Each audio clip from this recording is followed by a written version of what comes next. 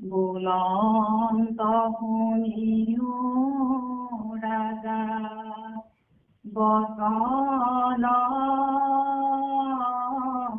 আমাৰ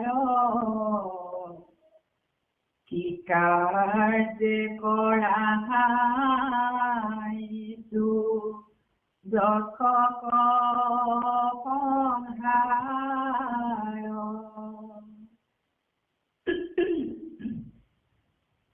যশ কৰা ক্ৰোধ বুলি ভাবি বৈৰী নিমিত্তকে মাত্ৰ যশ মাৰিল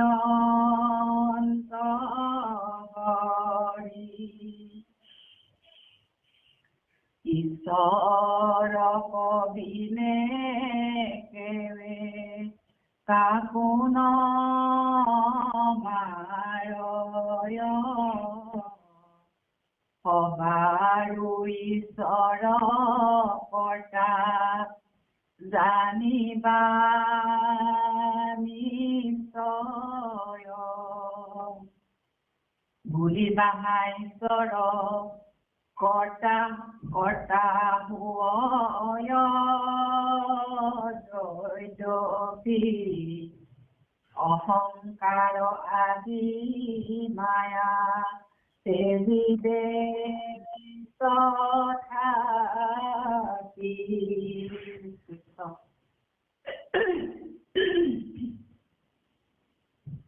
আমি ইতিমধ্যে ধ্ৰুৱৰ মাতৃ শুনিছে ধ্ৰুৱক যিখিনি কথা ক'লে সেইখিনি আমি গম পালো যে কৃষ্ণৰ পিনে তোৰ এই দুখ শেষ কৰোতা বা এই দুখ বিনাশ কৰোতা শ্ৰেষ্ঠ দেৱতা আৰু কোনো নাই গতিকে মই তোক নিশ্চয় কৰি কৈছো আৰু সেই ভগৱন্তক ভজনা কৰিবৰ কাৰণে মাতৃ শুনিছে যিহেতু শুনিছে সকলো দিহা পৰামৰ্শ আচাৰ বিচাৰ গতিকে তেওঁৰ পুত্ৰকো সেই দিহা পৰামৰ্শই দিছিলে আৰু গতিকে এতিয়া নাৰদে শুনিছিৰ কথা যিহেতু থলে আৰু সেই চতুৰ্থ একাদশ অধ্যায়ত স্বয়ম্ভুৱ মনুৰ বাক্য ধ্ৰুৱৰ আগত এতিয়া ইয়াত আমাৰ স্বয়ম্ভুৱ মনুৱে ধ্ৰুৱৰ আগত যিখিনি কথা ক'লে সেইখিনি কথা এতিয়া আমাক কৈছে যে বুলন্ত শুনিও ৰাজা বচন আমাৰ স্বীকাৰ্যে কৰা হয় এইটো দক্ষ প্ৰসংহাৰ ইতিমধ্যে ধ্ৰুৱই ৰাজ কাৰ্য চলাই আছিলে সেইকাৰণে ধ্ৰুৱক ৰজা বুলি কৈছে যে হেৰা ৰজা তুমি মোৰ কথা শুনাচোন যে কি কাৰণে তুমি এই যক্ষসকলক সংহাৰ কৰিছা যক্ষক কৰা ক্ৰোধ বুলি ভাবি কৰি নিমিত্তকে মাত্ৰ যক্ষ মাৰিলন্ত হৰি যে তুমি এই যক্ষসকলক ভাতৃ বৈৰী বুলি তুমি কোষ কৰি পেলাই তেওঁলোকক সংহাৰ কৰিছা কিন্তু এওঁলোক নিমিত্তহে মাত্ৰ পাৰিব পৰা শক্তি কেৱল মাত্ৰ ভগৱন্তৰেহে আছে কিন্তু আমি জানো যে ধ্ৰুৱৰ ভাতৃ উত্তৰ যেতিয়া মৃগয়া কৰিবলৈ অৰণ্যলৈ গৈছিল সেই সময়তে যক্ষসকলে তেওঁক বধ কৰিছিলে আৰু তেওঁৰে মাতৃ সুৰুচিয়ে কি কৰিছিলে সেই পুত্ৰক বিচাৰি বিচাৰি অৰণ্যৰ মাজত ঘূৰি ফুৰিছে সেই অৰণ্যৰ জুইত শুনিছিল যিহেতু জাক কৰিছিলে আৰু সেই পিতৃ ভাতৃ আৰু বৈমাতৃ মৃত্যুৰ প্ৰতিশোধ ল'বৰ কাৰণে কি কৰিছিলে ধ্ৰুৱই এই যক্ষসকলৰ ওপৰত প্ৰতিশোধ ল'বৰ কাৰণে তেওঁ আক্ৰমণ কৰিছিলে তেতিয়া মনুৱে যিহেতু ধ্ৰুৱৰ ককা স্বয়ম্ভুৱ মনু তেওঁ এতিয়া মনুক বুজাইছে যে ঈশ্বৰক বিনেকেৰে কাকো নমাৰয় সবাৰো ঈশ্বৰৰ কৰ্তা জানিবা নিশ্চয় যেহেতু ভগৱন্তই হৈছে সৃষ্টি স্থিতি আৰু প্ৰলয়ৰ অধিকাৰী গতিকে তেওঁৱেই সেই সকলো কৰ্ম যিহেতু কৰে আৰু সবাৰো ঈশ্বৰৰ কথা সকলো কৰ্ম যিখিনি কৰ্ম আমি কৰোঁ সেই সকলোখিনি আমি ভগৱন্তৰ নিৰ্দেশনাতে বা ভগৱন্তৰ কৰাই থকাৰ কাৰণেহে আমি এইখিনি কথা কৰ্ম ক'ব পাৰোঁ বা এতিয়াও আমাক ভগৱন্তই যিখন কৃপা কৰিছে সেইখনৰ বলতেহে আমি এতিয়া আপোনালোকৰ আগতো এইখিনি কথা ব্যক্ত কৰিব পাৰিছোঁ নহ'লে যদি আমাক সেই অন্তৰ্যামী ভগৱন্তই যদি আমাক নিদিয়ে তেতিয়াহ'লে আমাৰ সকলো অসাৰ গতিকে সেইকাৰণে কৈছে যে এই দক্ষসকল নিমিত্তহে মাত্ৰ কাৰণ সংহাৰ কৰোতা হ'ল ভগৱন্ত গতিকে তেওঁ কৰ্তা যিহেতু ভগৱন্ত আৰু তেওঁহে এইখিনি কৰ্ম কৰাইছে সেইকাৰণে তুমি এই দক্ষসকলক এনেই তুমি মাৰিছা বুলিবা ঈশ্বৰৰ কৰ্তা হয় যদি অহংকাৰ আদি মায়া তেজিছে তথাপি এতিয়া এইখিনিতে এটা কথা কৈ যাওঁ ধ্ৰুৱই যেতিয়া এই মানে দক্ষসকলক এফালৰ পৰা সংহাৰ কৰি আনিছিলে তেতিয়া সেই দেৱতাসকলে দক্ষসকলেও যেতিয়া ধ্ৰুৱক আক্ৰমণ কৰিছিলে তেতিয়া দেৱতাসকলে এই দক্ষসকলৰ মায়াৰ পৰা ধ্ৰুৱক ৰক্ষা কৰিবৰ কাৰণে তেওঁলোকেও এই দেৱতাসকলেও ভগৱন্তক স্তুতি কৰিছিলে আৰু সেই দেৱতাসকলৰ স্তুতি শুনি এই ধ্ৰুৱই এই মায়া অস্ত্ৰ প্ৰয়োগ কৰি পেলাই দক্ষসকলক এফালৰ পৰা ধ্বংস কৰি লৈ গৈছিলে আৰু দক্ষসকলক যেতিয়া ধ্বংস কৰা দেখিলে তেতিয়া সেই মনুৱে সেই দেৱতাসকলৰ সৈতে আহি এই কথাখিনি ধ্ৰুৱক বুজাইছে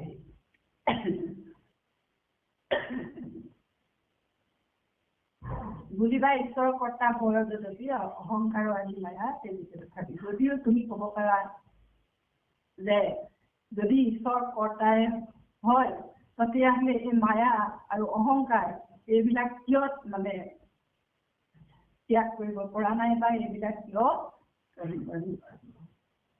নহয় মানে তেজিতে কথা কিয় মানে ত্যাগ হোৱা নাই বা ত্যাগ কৰিব পৰা নাই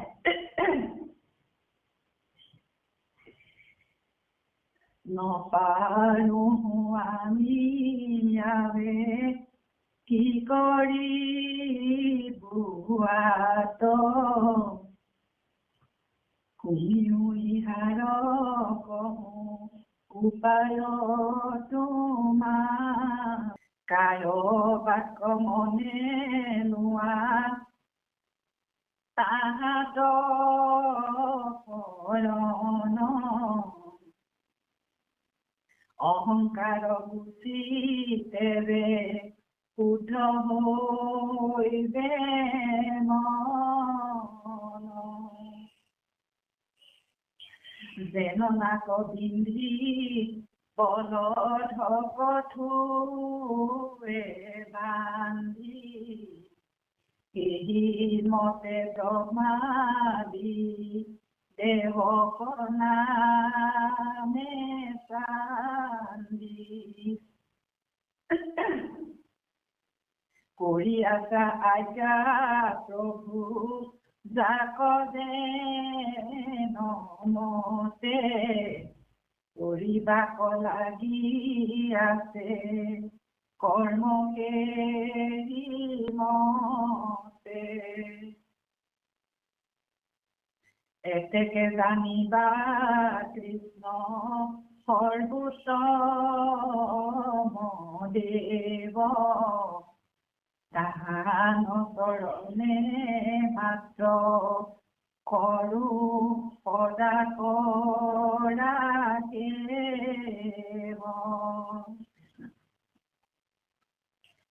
তেতিয়া কৈছে যে নপাৰোঁ আমি আবে কি কৰিব আত শুনিও ইহাৰ সমূহ উপায়ত মাত যে আমি অহংকাৰ বা মায়া এইখিনি আমি ত্যাগ কৰিব পৰা নাই আমি কিয় নোৱাৰো তাৰ কাৰণটো মই তোমাক কম শুনা শুনিও ইহাৰ সমূহ উত্তৰ উপায় শুনা আৰু তোমাক মই ইয়াৰ উত্তৰ কম তুমি শুনা যিটো কৃষ্ণ পৰম আশ্ৰয় জগতৰ ভকতৰ মুখ্য ৰূপ মৃত্যু জগতৰ যে যিজন কৃষ্ণ, যিজন পৰম ব্ৰহ্ম কৃষ্ণ সমস্ত জগতৰ আশ্ৰয়ৰ স্থল, সেইজন ভগৱন্ত কি হৈছে ভকতৰ মুখ্য আৰু জগতৰ মৃত্যু। সেই ভগৱন্তই হৈছে কাল ৰূপে সংহাৰ কৰোতা আৰু মুখ্য ৰূপ প্ৰদান কৰোতা। সেইকাৰণে কৈছে যে যিসকল ভগৱন্তৰ ভক্ত, যিসকল ভগৱন্তমুখী হৈছে, সেইসকল ভগৱন্তৰ ভকতসকলৰ ভগৱন্তই মুখ্য দান কৰে। আৰু যিসকল এই সংসাৰৰ অহংকাৰ মায়া মোহত আবদ্ধ হৈ পৰি আছে, সেইসকলক ভগৱন্তই কি কৰে? মৃত্যু প্ৰদান কৰে। অহংকাৰৰ গুটিতে শুদ্ধ হৈবে মন, যেন নাক বান্ধি বলত। কৃষ্ণ অহংকাৰৰ গুটিতে শুদ্ধ হৈবে মন। আৰু যেতিয়া কায় বাক্য মনে লোৱা তাহাঁতৰ কৰণ, অহংকাৰৰ গুটিতে শুদ্ধ হৈবে মন। গতিকে সেইজন যিজন জগতৰ ভকতৰ মুখ্যদাতা আৰু জগতৰে মৃত্যুদাতা, গতিকে সেইজন ভগৱন্তৰ চৰণত কি কৰা? কায় বাক্য মনে একান্তভাৱে তেওঁৰ তুমি শৰণ লোৱা। আৰু তেতিয়া তোমাৰ কি হ'ব? অহংকাৰ গুচি তেতিয়াই তোমাৰ মন শুদ্ধ হ'ব। সেইকাৰণে আমি এই অহংকাৰ আৰু মায়া ত্যাগ কৰিবৰ কাৰণে আমি সদায় ভগৱন্তৰ চৰণত আশ্ৰয় গ্ৰহণ কৰিবই লাগিব, নহ'লে আমি এই মায়া মোহতে আবদ্ধ হৈ থাকিম। আৰু উদাহৰণটো দিলে, যেন নাক পিন্ধি বলধকত হৈ বান্ধি, সেইমতে ব্ৰহ্মা আদি দেৱক নামে চান্দি। এই যে আমাৰ বলদ গৰুবোৰ বনাব নোৱাৰিলে যেতিয়া নাকত পিন্ধা দি, আৰু নাকি ভৰাই বুলি কয় আমাৰ গাঁৱৰ ফালে এইটো, গতিকে নাকত নাকি ভৰাই যি ধৰণে বান্ধি থয়, সেই ধৰণে ভগৱন্তই কি কৰিছে? ব্ৰহ্মা আদি দেৱতাসকলক তেওঁৰ নামেৰে চান্দি থৈছে। কৰি আছা আজ্ঞা প্ৰভু জাক যেন মতে, কৰিবাক লাগি আছে কৰ্মখিনি মতে। আৰু যিহেতু ভগৱন্তই তেওঁলোক এই ব্ৰহ্মা, বিষ্ণু আৰু মহেশ এই তিনিজনক তিনি ৰূপে অৱতাৰ কৰি, সেই তিনিজনক যিহেতু ব্ৰহ্মাক সৃষ্টি, বিষ্ণু স্থিতি আৰু ৰুদ্ৰক প্ৰলয়ৰ দায়িত্ব, যিহেতু তিনিজনক তিনি ভাগে দি তেওঁ বান্ধি থৈছে। আৰু সেই ভগৱন্তই তেওঁলোকক যেনেধৰণে আজ্ঞা কৰিছে, সেই তেওঁলোকেও সেই ভগৱন্তৰ আজ্ঞা মানি তেওঁলোকে কি কৰি আছে? তেওঁলোকৰ কৰ্ম সেই ধৰণে কৰি আছে। সেইকাৰণে কৈছে যে এতেকে জানিবা কৃষ্ণ সৰ্বোত্তম দেৱ, তাহানো কৰণে মাত্ৰ সদা কৰা সেৱ। যে যিসকল ব্ৰহ্মা, বিষ্ণু, মহেশ্বৰ আদি সৰ্বোত্তম দেৱতাসকলেও যিজন কৃষ্ণক ভজনা কৰি থাকে, সেইজনেই বা যাৰ মতে কৰ্ম কৰি থাকে, যাৰ আজ্ঞা মানি থাকে, সেইজনেই হৈছে সৰ্বোত্তম দেৱ, সকলোতকৈ উত্তম বা সকলোতকৈ শ্ৰেষ্ঠ, সেইজনেই হৈছে ভগৱন্ত কৃষ্ণ। আৰু সেইকাৰণে ধ্ৰুৱক কৈছে যে কেৱল মাত্ৰ সদায় তুমি কি কৰা? তেওঁ সেই ভগৱন্ত কৃষ্ণৰ চৰণতে তুমি সদায় মাত্ৰ সেৱা কৰি থাকা। মনুৰ বচন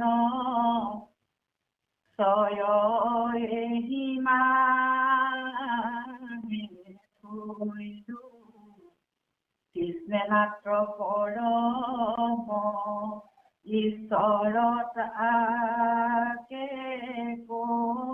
কৈলো, অষ্টম স্কন্ধত শুনা 24 অধ্যায়, কৃষ্ণ কপৰন্ত স্তুতি সত্যব্ৰত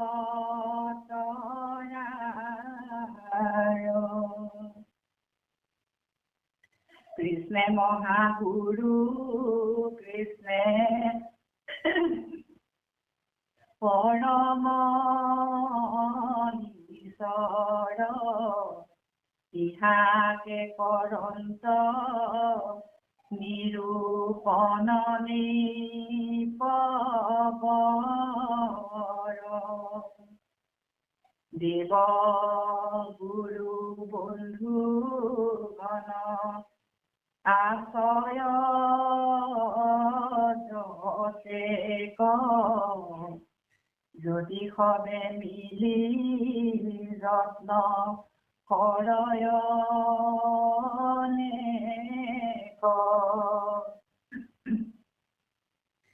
তথাপিতো প্রভু নপারয় দিলে তজু প্রসাদর লক্ষ ভাগৰু ভাগে পৰম ঈশ্বৰ তুমি প্ৰভু নাৰায়ণ তোমাৰ শৰণে মই লইলু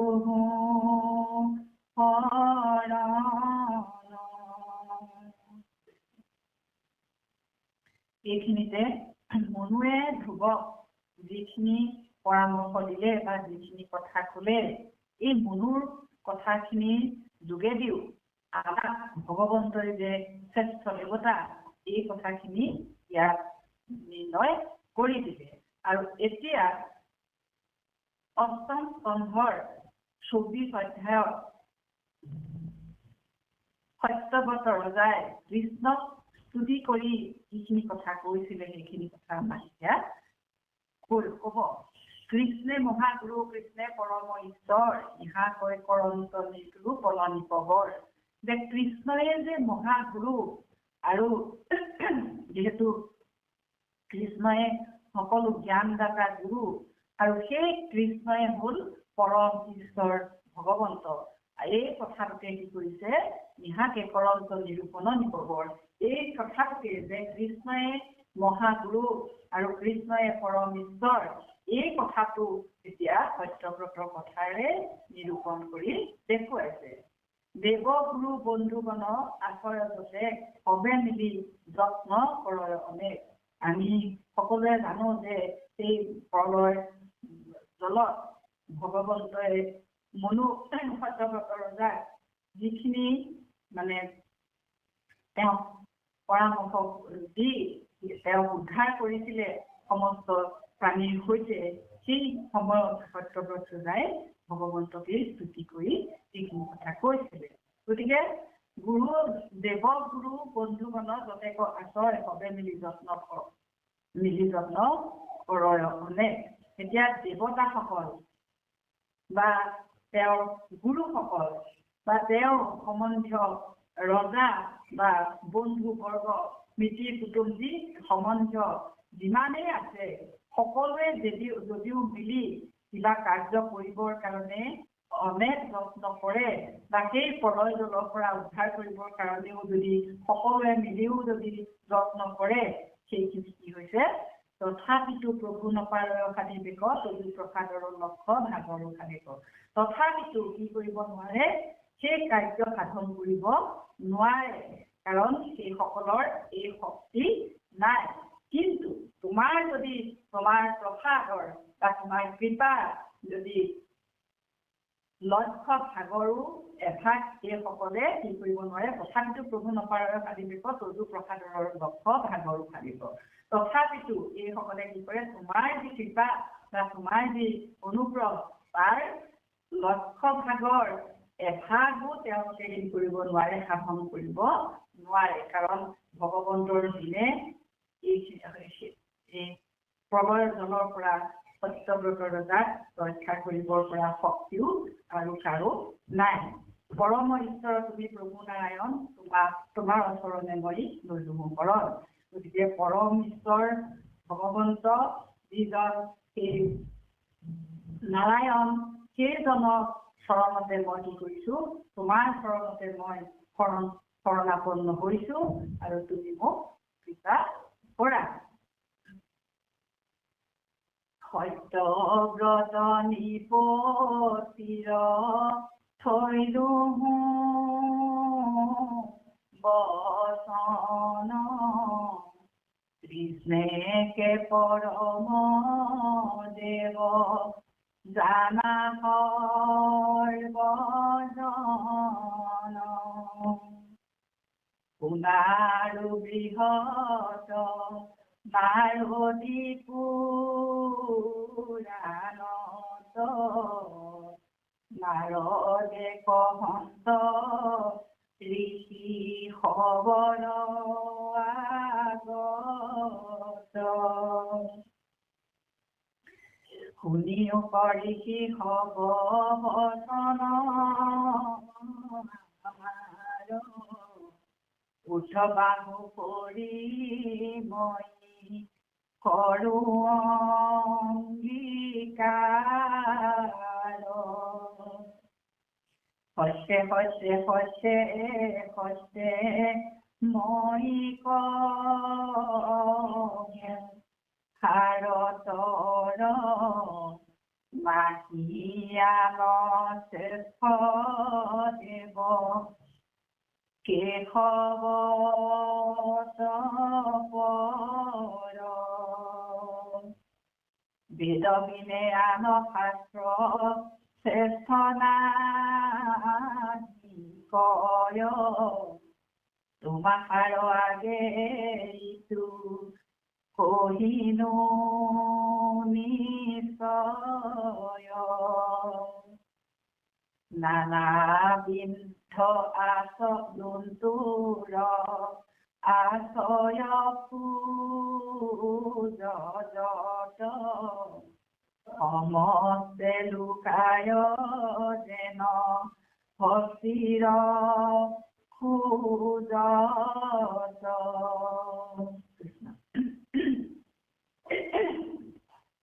এতিয়া ইয়াত আমাৰ সত্যব্ৰত নিপতিৰ থৈনুভজন কৃষ্ণকে পৰম দেৱ জানা সৰ্বজন ইমানতে এই সত্যব্ৰতৰ ৰজাৰ কথা সামৰিলে আৰু যে কৃষ্ণই যে পৰম দেৱতা সকলোকে এইটো সত্যব্ৰতৰ ৰজাৰ কথাই নিৰ্ণয় কৰি দিলে শুনা আৰু বৃহৎ নাৰদী পুৰাণত নাৰদে কহন্ত ঋষি খবৰ আগত আৰু এতিয়া কি শুনা যে বৃহৎ নাৰদী পুৰাণত নাৰদে এই ঋষি সমস্তৰ আগত কি কথানো কৈছিলে সেইখিনি কথা এতিয়া শুনা শুনি ঋষি হব বচন আমাৰ উদ্ধবাহু কৰি মই কৰো অংগীকাৰ এতিয়া নাৰদে সেই ঋষিসকলক কৈছে যে মই উদ্ধবাহু কৰি মই প্ৰতিজ্ঞা কৰি ক'ব পাৰো বা মই সত্য কৰি ক'ব পাৰো যে সত্য সত্য সত্য নাহি আন শ্ৰেষ্ঠ দেৱ বিপদত পৰ যে মই উদ্ধবাহু কৰি তিনি সত্য খাই মই এই তত্ত্বখিনি মই তোমালোকক কৈছো যে কৃষ্ণৰ বিনে শ্ৰেষ্ঠ দেৱতা বা কেশৱৰ বিনে শ্ৰেষ্ঠ দেৱতা আৰু কোনো নাই বেদ বিনে আন শাস্ত্ৰ শ্ৰেষ্ঠ নাহি কয় তোমাৰ আগেইটো পঢ়িলো নিশ্চয় যে বেদৰ বাদে অন্য শাস্ত্ৰও শ্ৰেষ্ঠ নহয় কাৰণ বেদত ভগৱন্তৰ কথাই বেদৰ সাৰ তত্ত্ব আৰু বেদটোহে ভগৱন্তৰ বাণী আৰু ভগৱন্তৰ এই কথা গতিকে এই বেদ যে শ্ৰেষ্ঠ শাস্ত্ৰ এই কথাষাৰ মই তোমাৰ আগত নিশ্চিত কৰি কলো তোমালোকৰ আগত মই নিশ্চিত কৰি কলো নানাবিধ জন্তুৰ আশ্ৰয় খোজত সমস্তে লুকায় যেন ভক্তিৰ খোজত এতিয়া কোনোবা বাৰীতে হওক বা জংঘলতে হওক বিভিন্ন জন্তু খোজবোৰ যেতিয়া পৰি থাকে বা একেঠাইতে বহুত সৰু সৰু জন্তুৰ খোজবোৰ য'ত পৰি থাকে তাত যেতিয়া এটা হাতীৰ খোজ পৰে তেতিয়া সেই সমস্ত খোজবিলাক কি হয় নাইকিয়া হৈ যায় গতিকে সেই ধৰণে অন্য যিসকল দেৱতা এই সকলোকো কি হয় ভগৱন্তৰ মানে ওচৰত তেওঁলোকৰ একো অস্তিত্ব নাইকিয়া হয় বা তেওঁলোকৰ একো অস্তিত্ব নাই বেদ বিনে আন শাস্ত্ৰ শ্ৰেষ্ঠ নাহি কয় তোমাৰ আগেইটো পঢ়িলো নিশ্চয়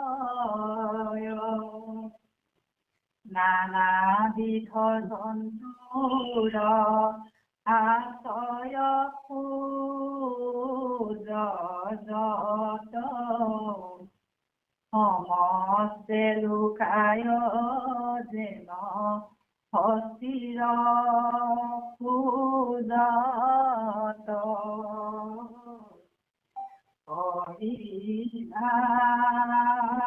হয় আজি আমি ঈশ্বৰ নিৰ্ণয় মহাত্মা কীৰ্তন আমি যি শ্ৰৱণ কৰিলো তাত আমি তিনিটা বস্তুৱে পালো। সেয়া হৈছে স্বয়ম্ভ মুনিয়ে তেওঁৰ নাতিনীয়েক ধ্ৰুৱক কি কৈছিলে, তাতো ঈশ্বৰ মহাত্মা প্ৰকাশ কৰিছে। আকৌ আমাৰ সত্যব্ৰত ৰজাই কৃষ্ণ কৰঞ্জী সত্যব্ৰত ৰায় কৰোঁতে ইমান ঈশ্বৰৰ কৰোণাময় কথাখিনি কৈছে, তাতো মহাত্মা প্ৰকাশ হৈছে। শেষত আমাৰ নাৰদে ঋষিসকলক আগত কেনেকৈ ঈশ্বৰৰ যে সৰ্বশ্ৰেষ্ঠ বুলি কৈ উদ্ধৱ হৈ গৈছিলে তিনিটা কথা আমি ইয়াত অনুভৱ কৰিছো। প্ৰথমতে আৰম্ভ মুনিয়ে ৰূপক যি কথা কৈছিলে তাৰ কথা হ'ল জীৱৰ সুখ দুখ, জীৱন মৃত্যু, লাভ ক্ষতি, এই সকলোবিলাক কোনো ব্যক্তিৰ নিজস্ব শক্তিৰ ফল নহয়। এইবোৰৰ নিয়ন্ত্ৰণা হৈছে ভগৱান। আৰু আমি কাকো শত্ৰু বুলি ভাবি প্ৰতিশোধ লোৱাৰ প্ৰয়োজন নাই, কাৰণ সকলো ঘটনাৰ অন্তৰালত ঈশ্বৰৰ বিধানে কাম কৰি আছে। মৃত্যু, অমৃতত্ব, অমৃতত্ব এই দুইটাৰ আধাৰেই হ'ল পৰম ভগৱন্ত। গতিকে ক্ৰোধ, প্ৰতিহিংসা, অহংকাৰ ত্যাগ কৰি আমি ভগৱানক শৰণাগত হোৱাতে আমাৰ মূল কথা। অৰ্থাৎ সকলো কাৰণৰ কাৰণ, জীৱন মৃত্যু নিয়ন্তা আৰু জগতৰ পৰম আশ্ৰয় একমাত্ৰ ভগৱান। সেয়েহে মানুহে অন্যৰ ওপৰত দোষাৰোপ নকৰি ভগৱানৰ ওচৰত শৰণ লোৱাতেই সত্যত কাম বুলি আমাক কোৱা হৈছে। আৰু সকলো ভগৱন্তৰ ইচ্ছা অনুসৰিহে হয়। আমি যেতিয়া বাহ্যিক ব্যক্তিক শত্ৰু বুলি ভাবি ক্ৰোধ কৰো সেইটো আমাৰ অজ্ঞানতা। আৰু জ্ঞানীজনে সকলো অন্তৰত থকা ভগৱানকে দেখে আৰু তেওঁতে শৰণ লয়। ইয়াত এটা উদাহৰণ দিছে যে ৰছীত বন্ধা গৰু যেনেকে গৰাকীজনৰ ধীন, তেনেকৈ আমাৰ যিমানবিলাক দেৱ দেৱতা আছে সেই সকলো শক্তি সমগ্ৰ জগত পৰমেশ্বৰ শ্ৰী কৃষ্ণৰ অধীন। সেয়েহে জীৱই আমি ক্ৰোধ, অহংকাৰ, ভেদ বুদ্ধি ত্যাগ কৰি একমাত্ৰ ঈশ্বৰতে শৰণ ল'ব লাগে। এই কথাখিনি আমাক ঈশ্বৰৰ মহাত্মাখিনি কৈছে। ইয়াৰ পিছত আমাক সত্যব্ৰত ৰজাই যি কথা কৈছে, ভগৱান সমগ্ৰ জগতৰে পৰম আশ্ৰয়, কৈছে পৰম গুৰু, আত্মজ্ঞানৰ প্ৰদাতা, সংসাৰৰ মোহ, অজ্ঞানতা, অনিহাৰ আৰু সকলোবিলাক মায়া দূৰ কৰি ভগৱানে মুক্তিৰ পথ দেখুৱাই দিয়ে। জগতত আমাৰ যি সাধাৰণ গুৰুক আমি বাহ্যিক জ্ঞান দিব পাৰো বা বাহ্যিক জ্ঞান আমি ল'ব পাৰো, আমাক গুৰুৱে জ্ঞান দিয়ে, নিদিয়াকে থকা নাই। আৰু কিন্তু অন্তৰৰ অজ্ঞানতা দূৰ কৰিবৰ কাৰণে আমি ঈশ্বৰক ধৰিব লাগিব, আত্মতত্ব জ্ঞান কৰি ল'ব লাগিব। আৰু সেই আত্মতত্ব জ্ঞানৰ কাৰণে একমাত্ৰ আমাৰ উপায় হৈছে ঈশ্বৰ সেৱা। গতিকে আমাৰ ঈশ্বৰকে আমাৰ পৰম গুৰু আমি বুলি কওঁ। সেইকাৰণে এতিয়া ঈশ্বৰলৈ যেতিয়া আমি শৰণ ল'ম তেতিয়াতো আমাক কৃপা কৰিব আৰু আত্মজ্ঞানটো আমি পাম।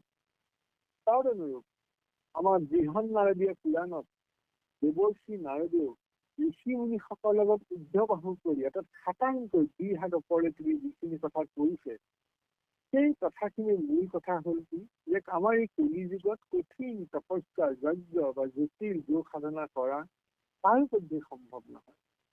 গতিকে সহজ হ'ল ঈশ্বৰৰ নাম লোৱা। নামেই আৰু আমি যিমান কাম নকৰো, যিমানেই নাজানো, যিমানেই কৰি নাথাকো, নামেই একমাত্ৰ উপায়। জানি কৰা, নাজানি কৰি যদি আমি নামকে লওঁ, সেই নামেই আমাৰ সমস্ত পাপ নাশ কৰে, আমাক চিত্ত শুদ্ধি কৰে আৰু ভগৱন্তে আমাক কৃপা কৰে। গতিকে এই কথাখিনিকে ইয়াত সুন্দৰভাৱে তিনিটা আমাক কৈ দিছে। আৰু তিনিটা শিক্ষাই আমাক এটাই কথা কৈছে যে ভগৱন্তই সৰ্বনিয়ন্তা, দ্বিতীয়তে ভগৱানেই আত্মজ্ঞান আৰু মুক্তিৰ দাতা, আৰু তৃতীয়তে কলি যুগত ভগৱানক নাম লোৱাটো এটা সহজ উপায়। গতিকে আমি হৰি নাম ল'ব লাগিব, হৰি শৰণ ল'ব লাগিব, নাম ল'বই লাগিব, আমি নামেই লৈ থাকিব লাগিব। এই কথাখিনিকে ইয়াত ব্যাকত কৰিছে বুলি আমাৰ অনুভৱ হৈছে। এই কথাখিনিকে আমি আপোনাক ক'ব গ'লে আগবঢ়ালো হয়। আগবঢ়াওঁতে ভুল হৈছে নোহোৱাকে থকা নাই। বলন্ত শুনিও বাক্য শুনিও ৰাজা বচন আমাৰ শিকাৰ্য কৰাহা ইটো যক্ষক সংহাৰ। তাৰমানে উত্তমক যেতিয়া যক্ষই মাৰি পেলালে ভক্ত ধ্ৰুৱয়ো মায়া সংসাৰ এইখন যদিও হিংসা কৰিছিলে ভকতৰ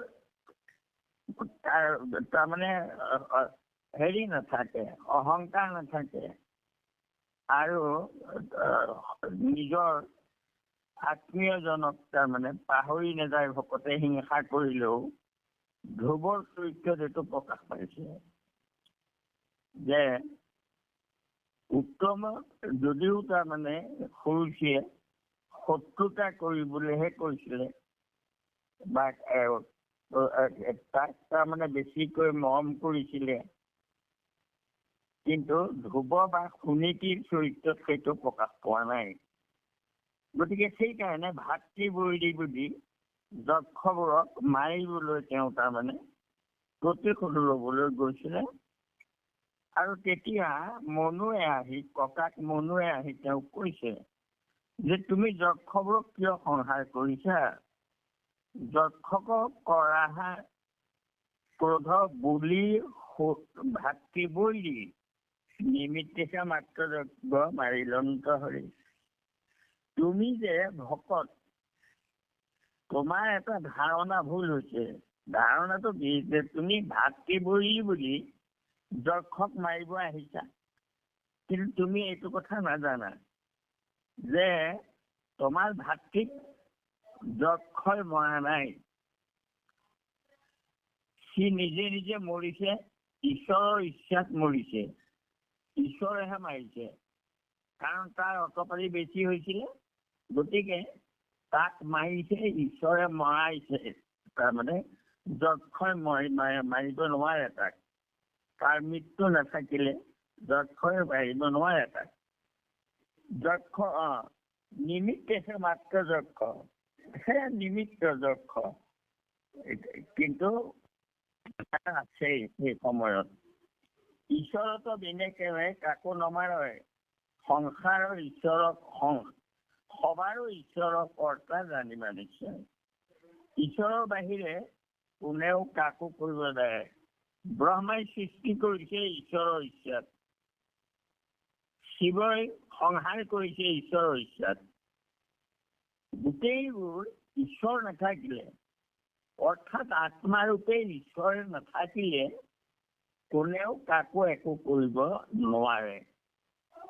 গতিকে আত্মাইহে কৰায়। আৰু গতিকে এই কথাটো তুমি চিন্তা কৰিব লাগে। ঈশ্বৰতো বিনেকেৰে কাকো নমাৰয়, সবাৰো ঈশ্বৰৰ কৰ্তা জানিবা নিশ্চয়।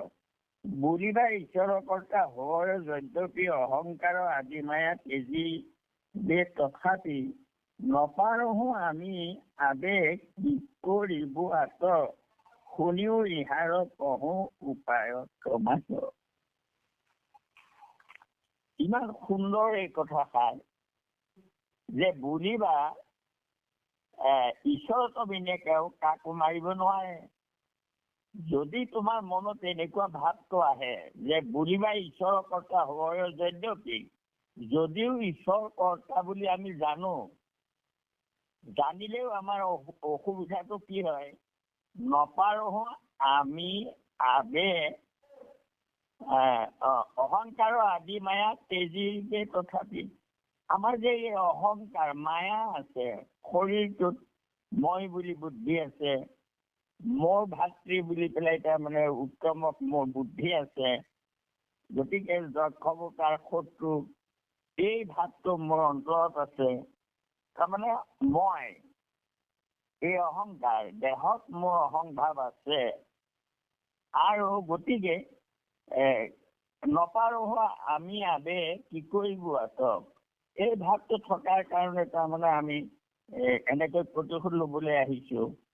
এতিয়া মই কি কৰিম? এইটো যে মোৰ অহংভাৱ আছে, থকাৰ কাৰণে মই ইন্দ্ৰিয় জয় কৰিব পৰা নাই, গতিকে কি কৰিম?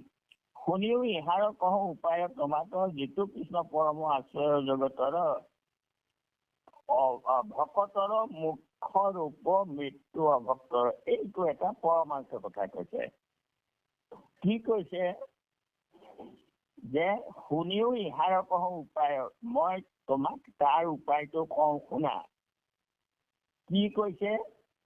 কৃষ্ণ যিটো পৰম আশ্ৰয় জগতৰ আশ্ৰয় প্ৰভু ভগৱন্তহে, তেওঁহে কৰায় সকলো। তেওঁ কি কৰে? ভকতৰ মুখ্য ৰূপ। তেওঁ ভকতক মুক্তি দিয়ে।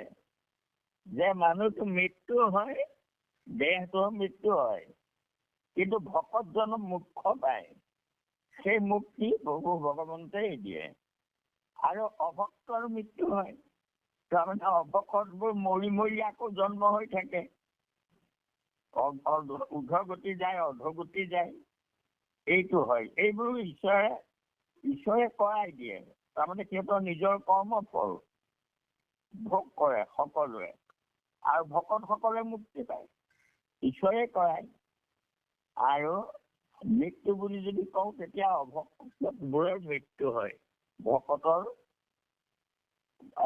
মুক্তিও দিয়ে ভগৱন্তই, আৰু মৃত্যুগৰাকীও সেই ভগৱন্তই কৰ্মফল ভুঞ্জি বুলি দিয়ে। কাৰো বাক্য মনে লোৱা তাহাতে শৰণ, সেইজন ঈশ্বৰ সৰ্বকৰ্তা। তুমি তেওঁক তাৰ বাক্য মন সমৰ্পণ কৰি দিয়া, আৰু অহংকাৰ গুচি তেবে শুদ্ধ হইবে মন। এই যে ধ্ৰুৱই সন্দেহ কৰিছে যে মোৰ অহংভাৱটো আছে, গতিকে এতিয়া কি কৰিম মই? তেতিয়াহ'লে তাৰ উপায়টো মনুৱে কৈছে যে তুমি অহংকাৰ গুচি তেবে শুদ্ধ হইব মনৰ। তুমি কাৰ বাক্য মানে ভগৱন্তৰ শৰণ লোৱা, আৰু ল'লে তোমাৰ অহংকাৰ গুচি যাব। ভগৱন্তই তোমাৰ অহংকাৰ গুচাই দিব। যেনেকৈ নাক বিন্ধা, তাৰমানে নাক ফুটুৱাই লৈ গৰুবোৰ বা মহ এইবোৰ তাৰমানে নাক ফুটাই যেতিয়া নাকি লগাই দিয়ে, তেতিয়া সেইবোৰ তাৰমানে সেই নাকিডালত ধৰি দিয়ে, এৰাল দি দিয়ে। যিমানলৈকে তাৰমানে সি যাব পাৰে, আৰু সেই এৰালে ঢুকি পাই সিমানলৈকে সি যাব পাৰে, তাৰ বাহিৰলৈ যাব নোৱাৰে। কাৰণ সেই নাকিডাল তাৰমানে টান মাৰি দিলে সি আকৌ ঘূৰি গুচি আহে। গতিকে সেইদৰে নাক বিন্ধা বলদৰ দৰে গোটেই জগতখনকে নাকি লগাই থৈছে প্ৰভু ভগৱন্তই। তেওঁলোকে নিজে একো কৰিব নোৱাৰে। কৃষ্ণ কৃষ্ণ কৰি আছা আজ্ঞা প্ৰভু যাক জানমতে। ভগৱন্তই যেনেকৈ নাকি লগাই থৈ দিছে, যাক যেনেকে চলাব লাগে চলিবলৈ দিয়ে, সেইমতেই চলিব লাগিব। এতেকে জানিবা কৃষ্ণ সৰ্বোত্তম দেৱ, তাহানো চৰণে মাত্ৰ সদায় ৰাখিব। গতিকে সেইকাৰণে ঈশ্বৰকে সৰ্বোত্তম দেৱ বুলি ভাবি লোৱা, আৰু তেওঁৰ চৰণতে নিজক সমৰ্পণ কৰি দিয়া, তেতিয়াও তোমাৰ ভকতি পূৰ্ণ হৈ যাব। ইয়াৰ পিছত অষ্টম স্কন্ধত আপোনাৰ 24 অধ্যায় কৃষ্ণক কৰণস্তুতি সত্যব্ৰতৰ যায়। সেই মায়া যেতিয়া দেখুৱাইছিলে সত্যব্ৰত, তেতিয়া সত্যব্ৰতে তেতিয়া কৈছে কৃষ্ণক, কৃষ্ণ মহাগুৰু কৃষ্ণ পৰম ঈশ্বৰ ইহাতে কৰন্ত নিৰূপণ নিপবৰ। কৃষ্ণই যে ঈশ্বৰ, তাকে নিৰূপণ কৰি তেওঁ স্তুতি কৰিছিলে। দেৱ গুৰু বন্ধুগণ আশ্ৰয় যতেক, যদি সবে মিলি যত্ন কৰয় অনেক। যে দেৱতা গুৰু বন্ধু গোটেইবোৰে মিলি পেলাই যদি কিবা এটা যত্ন কৰে, তথাপিতো প্ৰভু নপাৰৰ সাধিবেক, তজু প্ৰসাদৰ লক্ষ্য ভাগৰ ভাগেক। প্ৰভুৱে কটাক্ষ কৰিলে যি হয়, বন্ধু বান্ধৱ দেৱতা গোটেইবোৰে লগ লাগি একেলগেও সেইটো কৰিব নোৱাৰে। প্ৰভুৰ কটাক্ষতে তাৰমানে ভাগ্যৰ উদয় হৈ যাব পাৰে। পৰ বুলি কোনেও এইটো কৰিব নোৱাৰে, অৰ্থাৎ ঈশ্বৰেহে কৰ্তা, সৰ্বকৰ্তা। পৰম ঈশ্বৰ তুমি প্ৰভু নাৰায়ণ, তোমাৰ চৰণে মই লৈলো শৰণ। সেইকাৰণে সত্যব্ৰতে প্ৰভু ভগৱন্তৰ চৰণত শৰণ লৈছে। সেই জ্ঞানটো লৈ আমিও ভাবিব লাগে এই উপদেশখিনি মনুৱে ধ্ৰুৱক দিছে মানে আমাকে দি আছে সত্যব্ৰতে এই কথাখিনি কৈছে মানে আমাকে কৈ আছে সত্যব্ৰত নিপতিৰ 46 বছৰত কৃষ্ণেশা পৰমদেৱ জানা সৰ্বজন শুনা আৰু বৃহৎ নাৰদী পুৰাণত এয়া নাৰদে বৃহৎ নাৰদী পুৰাণত কোৱা কথা কৈছে আমাক ঋষিসকলক কৈছে শুনিও ঋষি হব বচন আমাৰ ঊৰ্ধ্ববাহু কৰি মই কৰো অংগীকাৰ শব্দটো চাব কেনেকৈ কৈছে ঊৰ্ধ্ববাহু কৰি মই কৰো অংগীকাৰ ভগৱন্ত কৃষ্ণই ঊৰ্ধ্ববাহু হৈ অংগীকাৰ কৰি কৈছে ব্যাসে ঊৰ্ধ্ববাহু হৈ অংগীকাৰ কৰি কৈছে আৰু এয়াও কৈছে সত্যে সত্যে সত্যে সত্যে সত্যে সত্যে মই কহো সাৰতৰ নাহি আন শ্ৰেষ্ঠ দেৱ কেশৱত পৰ যে সম একেবাৰে তিনি সত্য কৰি কৈছে ঈশ্বৰৰ ওপৰত আৰু কোনো দেৱতা নাই নাই নাই সত্যে সত্যে সত্যে মই কৈছো ঈশ্বৰৰ বাই নাৰদে দিলন্ত তিনি কতপা আকৌ নমানিবি কোনো লপা বুলি যে মহাপুৰুষে কীৰ্তনত লিখিছে এই কথাটোৱে তাৰমানে ঋষিসকলক শপত খাই কৈছিলে নাৰদে কৃষ্ণ বিনে অপৰ দেৱতা নাই আৰু কি কলে বেদ বিনে আন শাস্ত্ৰ শ্ৰেষ্ঠ নাহি কয় যে বেদ কাক কয় বেদক ব্ৰহ্ম বুলি কয় ব্ৰহ্মক চিনাই দিয়াটোৱে ব্ৰহ্মই হল পূৰ্ণ ব্ৰহ্ম ভগৱন্ত কৃষ্ণ গতিকে তাকেই বেদ বুলি কয় যি ব্ৰহ্মৰ লগত সম্পৰ্ক ঘটাই দিয়ে ব্ৰহ্মক চিনাই দিয়ে যি শাস্ত্ৰই সেইখনকে বেদ বুলি কয় তোমাকাৰ আগে এইটো পঢ়িলো নিশ্চয় বেদ বিনে আন শাস্ত্ৰ শ্ৰেষ্ঠ নাহি কয় নাৰদে এয়া কৈছে নানাবিধ জন্তু আশ্ৰয় খোজ যত সমস্তে লুকাই যেন হস্তে হাতীৰ খোজটো যেনেকৈ আটাইতকৈ ডাঙৰ তাতকৈ বাকী যিমান জন্তু আছে চবৰ খোজবোৰ সৰু সেই খোজবোৰ হাতীৰ খোজত লুকাই যায় সেইদৰে ঈশ্বৰৰ ডাঙৰ কোনো নাই সেই ঈশ্বৰতে সকলো তাৰমানে সোমাই আছে গোটেই জগত আৰু 33 কোটি দেৱতাৰ পৰা ধৰি সমস্ত জগতৰ ব্ৰহ্মাণ্ড যতে সকলো ৰমৰন্দে ৰন্ধ্ৰে প্ৰভুৰ আছে সমস্ত ব্ৰহ্মাণ্ডই এয়া কৃষ্ণৰ সৰ্বশ্ৰেষ্ঠত্ব পৰব্ৰহ্মত্ব প্ৰমাণ কৰিছে আৰু আমাক এই উদাহৰণ দি নানা উদাহৰণৰ সৈতে আমাক বুজাইছে যে অহংভাৱ ত্যাগ কৰা সকলো ঈশ্বৰে কৰাইছে আশা হৰি সবাৰো হিয়া আৰু সেইজন ঈশ্বৰে কৰাইছে আমি একো কৰা নাই এই ভাবি বিষয় বাসনা সংসাৰৰ মোহৰ পৰা নিজক লাহে লাহে সন্ন্যাসীলৈ ৰূপান্তৰ কৰা ঘৰতে থাকিবা কিন্তু আশাবোৰ ত্যাগ কৰা বিষয়ৰ আশা ত্যাগ কৰা সন্ন্যাস এইটো হ'বৰ কাৰণে এই গোটেই উপদেশখিনি আমাক দিছে কৃষ্ণ মাধৱ হয় সকলোলৈকে সেৱা জনাইছে অপৰাধ বিনাশনত তৰ্জুন নাৰায়ণ জানি নামে পঢ়িলো শৰণে আনৰ গতি নাহিকে মৰণে